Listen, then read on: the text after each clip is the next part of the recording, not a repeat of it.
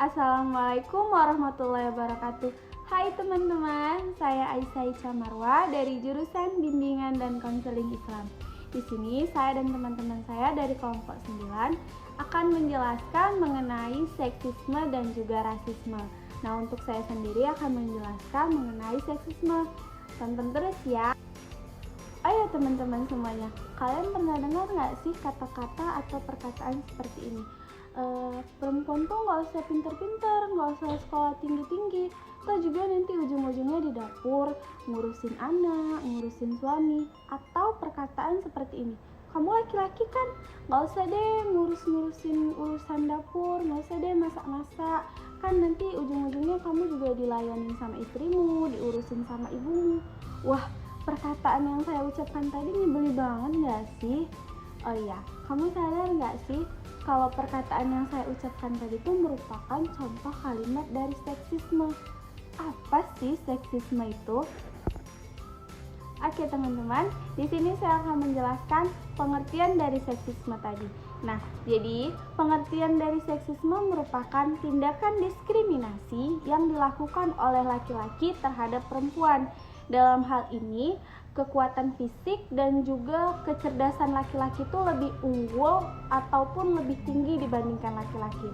Nah, contoh dari seksisme adalah anggapan bahwa perempuan nggak perlu sekolah tinggi-tinggi karena pada dasarnya peran perempuan hanya di ranah domestik doang. Jadi ranah domestik itu dia hanya berperan sebagai ibu rumah tangga aja. Jadi kayak dia nggak perlu kayak yang anggapan yang sebelumnya, dia tidak perlu sekolah tinggi-tinggi, kuliah tinggi-tinggi karena pada dasarnya nantinya dia hanya di dapur aja. Selain contoh seksisme yang saya sebutkan tadi, ada pun contoh seksisme dalam kehidupan sehari-hari, yaitu adalah victim blaming. Dalam hal ini, perempuan sering disalahkan dan menjadi korban blaming saat kekerasan menimpanya. Dan bahkan dalam hal ini, si laki-laki yang menjadi pelaku kekerasan itu kerap sekali dibebaskan, bahkan dianggap tidak bersalah. Kayak misalnya si perempuan mengalami kekerasan seksual, pemerkosaan. Pada saat itu pasti si perempuan selalu ditanya, kamu memakai baju apa saat kejadian itu?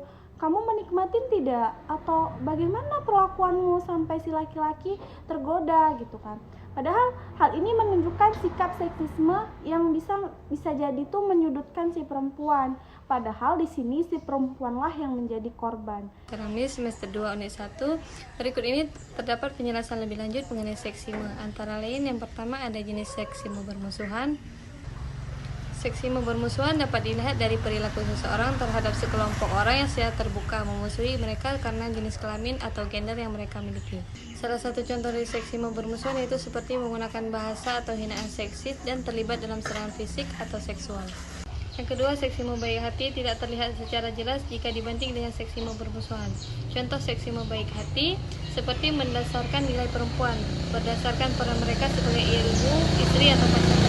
Contoh lainnya seperti percaya bahwa beberapa orang tidak perlu melakukan suatu hal, seperti mengendarai mobil berdasarkan gender mereka. Yang ketiga ada seksisme ambivalen. Seksisme yang satu ini campuran antara seksisme bermusuhan dan seksisme baik hati. Orang yang terlibat dalam sekali ambivalen mungkin akan melihat sosok wanita sebagai baik, polos, dan suci, atau mereka terlihat manipulatif, penipu, atau bergantung situasi. Contoh dari seksisme ambivalen mempekerjakan seseorang hanya karena mereka menarik, tetapi akan memecat mereka jika mereka tidak memberikan tanggapan terkait syarat seksual. Yang keempat ada seksisme yang terinternalisasi. Seksisme ini berkaitan dengan kepercayaan seksis yang seseorang miliki. Biasanya seseorang mengadopsi keyakinan ini tanpa sadar yang disertai dengan akibat dari perilaku seksis atau pendapat orang lain. Terdapat studi yang menunjukkan bahwa wanita yang bekerja di bidang sains tergolong rendah yang kemungkinan disebabkan oleh seksisme. Nah, jadi seksisme ini dapat berdampak buruk bagi mental seseorang. Sayangnya, masalah seperti ini seringkali dianggap sepele, bahkan ada yang menganggap norma untuk dilakukan.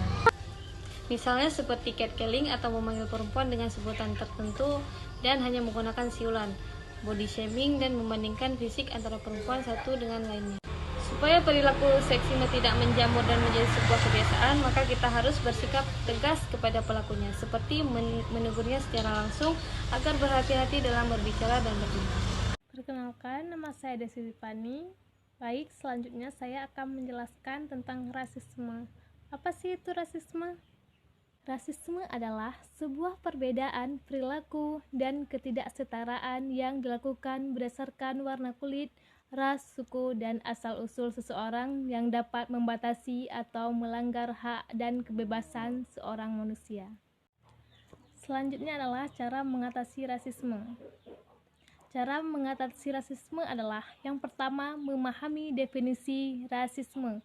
Yang kedua, sadar akan adanya perbedaan rasial. Yang ketiga, menentang gagasan rasisme. Yang keempat, mendukung perbedaan di antara manusia. Dan yang terakhir, memberi edukasi kepada orang lain. Contoh kasus rasisme adalah kasus monyet mahasiswa Papua di Surabaya. Aliansi Mahasiswa Papua atau AMP menyatakan telah berusaha melakukan negosiasi namun hanya menghasilkan penolakan dari massa dan malah ditantang untuk adu fisik. Ketika polisi tiba di tempat, para mahasiswa merasa terpojokkan karena diminta untuk keluar sembari ditondong menggunakan senjata api.